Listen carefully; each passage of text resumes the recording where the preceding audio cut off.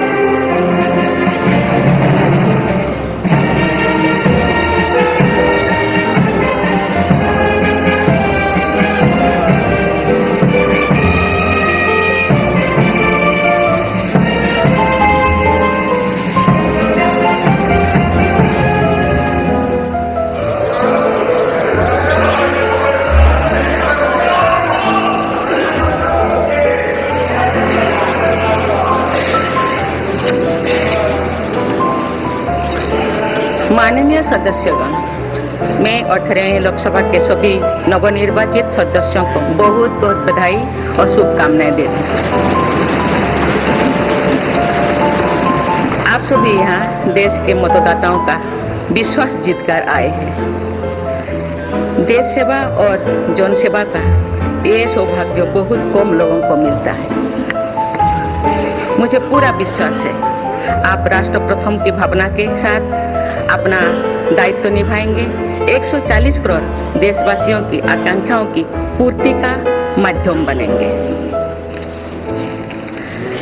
मैं श्री ओम बिरला जी को लोकसभा के अध्यक्ष की गौरवपूर्ण भूमिका के निर्वहन के लिए शुभकामनाएं देती हूँ। उनके पास सार्वजनिक जीवन का बहुत व्यापक अनुभव है। मुझे विश्वास है कि वे लोकतांत्रिक परंपराओं को अपने कौशल से नई ऊंचाई से देने में सफल होंगे।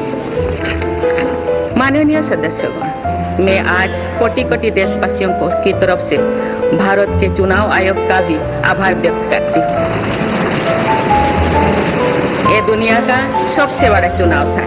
करीब 64 करोड़ मतदाताओं ने उत्साह और उमंग के साथ अपना कर्तव्य निभाया है। इस बार भी महिलाओं ने बढ़ चढ़कर मतदान में हिस्सा लिया है। इस चुनाव की बहुत सुखद तस्वीर जम्मू कश्मीर में भी सामने आए हैं। कश्मीर घाटी में वोटिंग के अनेक दशकों के रिकॉर्ड टूटे हैं। बीते 4 दशकों में कश्मीर में हमने बंद और हड़ताल के बीच कम मतदान का दौर ही देखा था।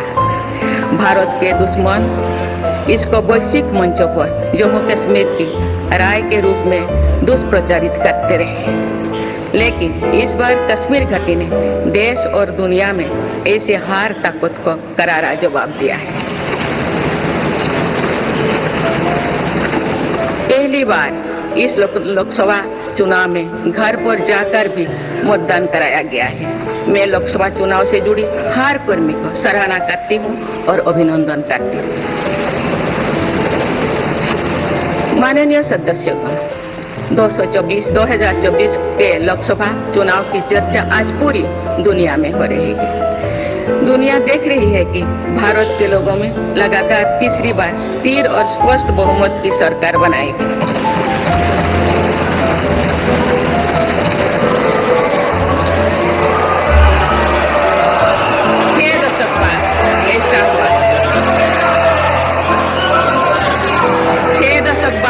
ऐसा हुआ है। ऐसा समय में जो भारत के लोगों की आकांक्षाएं सर्वोच्च स्तर पर है, लोगों ने मेरी सरकार पर लगातार तीसरी बार भरोसा जताया।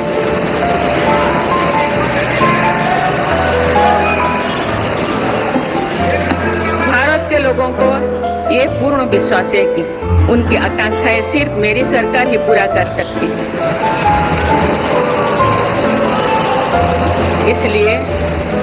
इसलिए 2024 का ये चुनाव नीति, नियत, निष्ठा और निर्णयों पर विश्वास का चुनाव रहा है।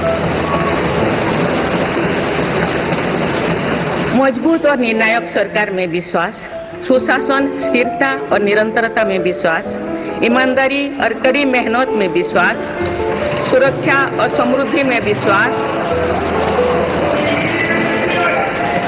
सरकार की गारंटी और डिलीवरी पर विश्वास, विकसित भारत के संकल्प में विश्वास। मेरी सरकार ने 10 वर्षों से सेवा और सुशासन का जो मिशन चलाया है, ये उस पर मुहर है। ये जनादेश है कि भारत की विकसित बनाने का काम बिना रुके चलता रहे और भारत अपने लक्ष्यों की प्राप्ति करते रहे। इस स्थिति को ऐसे ही बेरोक-टोक नहीं चलने दिया जा सकता। आज के समय में टेक्नोलॉजी हर दिन और उन्नत हो रही है। ऐसे में मानवता के विरुद्ध इनका गलत उपयोग बहुत घातक है। भारत ने विश्व मंच पर भी इन चिंताओं को प्रकट किया है और एक ग्लोबल फ्रेमवर्क की वकालत की है। हम सभी का दायित्व है कि इन प्रवृत्ति को रोके, इस चुनौती से निपटने के लिए नए रास्ते खोजें। माननीय सदस्यगण, 21वीं सदी के इस तीसरे दशक में आज ग्लोबल ऑर्डर एक नया शक्ल ले रहा है। मेरी सरकार के प्रयासों से आज भारत विश्व बंधु के रूप में दुनिया को नया भरोसा दे रही है। मानव केंद्रित अप्रोच रखने की वजह से भारत आज किसी भी संकट के समय फास्ट रेस्पॉन्डर और ग्लोबल साउथ की बुलंद आवाज बना। कोरोना का महासंकट हो, भूकंप जैसी कोई त्रासदी हो या फिर युद्धों की स्थितियां, भारत भावनात्मक मानवता को बचाने में आगे रहा। भारत को देखने का विश्व का नजरिया कैसे बदला, ये इटाली में हुई G7 समिट में भी हम सभी ने अनुभव किया। भारत ने अपनी G20 अध्यक्षता के दौरान भी विश्व को अनेक मुद्दों पर एकजुट किया। भारत की अध्यक्षता के दौरान ही अफ्रीकन यूनियन को G20 का स्थायी सदस्य बनाया गया है। इससे अफ्रीका महाद्वीप के साथ साथ पूरे ग्लोबल साउथ का भरोसा मजबूत हुआ है। नेबरहुड फास्ट पॉलिसी में चलते हुए भारत ने पड़ोसी देशों के साथ अपने रिश्तों को मजबूत किया है। 7 पड़ोसी देशों के नेताओं का 9 जून को केंद्रीय मंत्रिपरिषद के शपथ ग्रहण समारोह में भाग लेना मेरी सरकार की इस प्राथमिकता दर्शाते हैं। भारत सबका साथ सबका विकास की भावना के साथ इंडो पैसिफिक क्षेत्रों के देश के साथ भी सहयोग बढ़ा रही है। पूर्वी एशिया हो या फिर मिडिल ईस्ट और यूरोप, मेरी सरकार कनेक्टिविटी पर बहुल बल दे रही है। भारत के विजन ने ही India middle east Europe economic corridor को आकार देना शुरू किया है। ये कॉरिडोर 21वीं सदी के सबसे बड़ी गेम चेंजर में एक सिद्ध होगा। माननीय सदस्यगण, आने वाला कुछ महीने में भारत एक गणतंत्र के रूप में 75वें वर्ष पूरी करने जा रहे हैं। भारत का संविधान बीते दशकों में हर चुनौती, हर कसौटी पर खरा उतरा। जब संविधान बन रहा था तो भी दुनिया में ऐसे ताकतें थे जो भारत के असफल होने की कामना कर रही थी। देश में संविधान लागू होने के बाद भी संविधान पर अनेक बार हमले हुए। आज 27 जून है। 25 जून 1975 को लागू हुआ आपातकाल संविधान पर सीधे हमले का सबसे बड़ा और काला अध्याय था।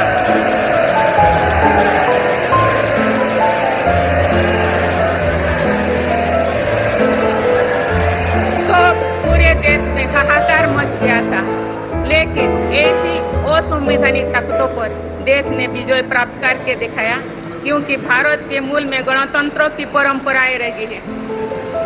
मेरी सरकार भी भारत के संविधान को सिर्फ राजकाज का माध्यम भर नहीं मानती, बल्कि हमारा संविधान जन चेतना का हिस्सा हो, इसके लिए हम प्रयास कर रहे हैं।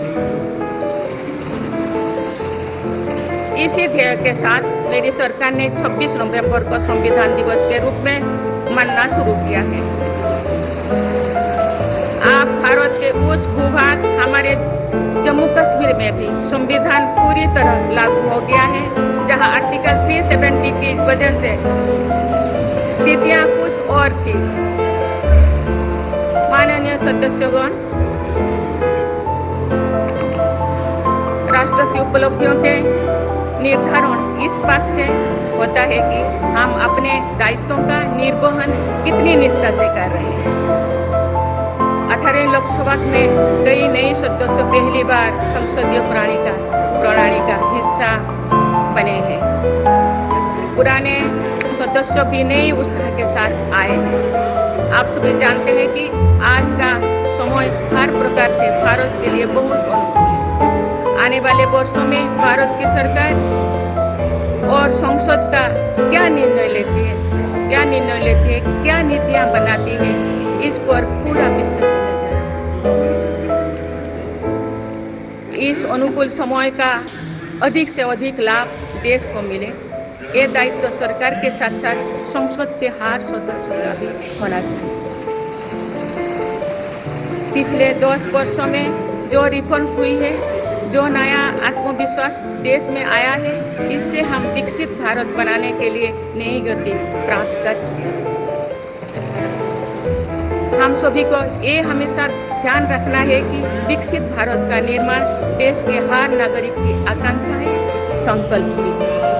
इस संकल्प की सिद्धि में अवरोध पैदा न हो, ये हम सभी का दायित्व है भी, कर्तव्य भी।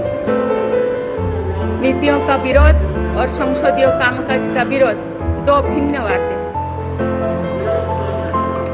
जब संसद सुचारू रूप से चलती है, जब यहाँ स्वस्थ चर्चा परिचर्चा होती है, जब दूरगामी निर्णय होते हैं, तो लोगों का विश्वास सिर्फ सरकार ही नहीं, पूरी व्यवस्था पर बनता है।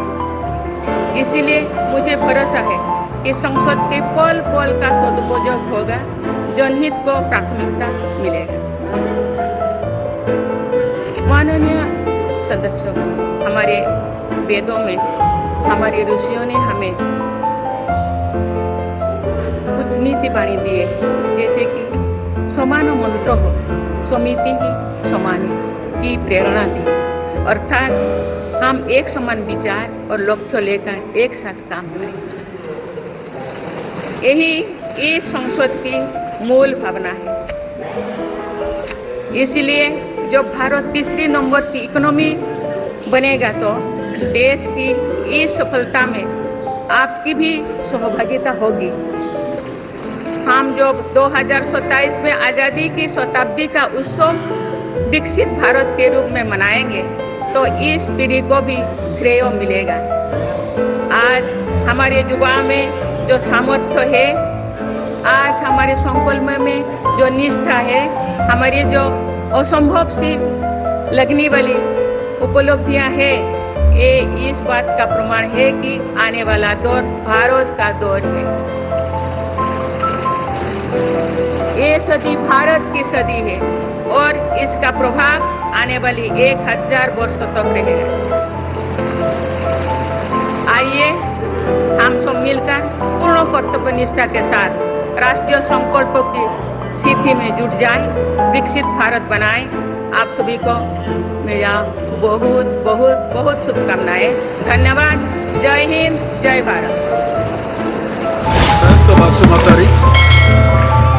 To second the motion. I rise to second the move by Sri Chirag Paswan that Sri Om Birla, a member of the House, be chosen as the Speaker of the House. Thanks. Honorable Chairman Sir, thank you for giving me opportunity to speak on the motion of thanks to the President address. I rise to say in support of motion of thanks, sir. Sir, the President's address in the joint sitting of both the Houses of Parliament can be called as visionary roadmap of Narendra Modi government for Viksit Bharat, carrying clear vision and direction for taking up the country to a new dimension. I express our deep appreciation and gratitude to the Honorable President of India, Srimati Draupadi Murmuji, for her humble address to the joint sitting of both the Houses of Parliament.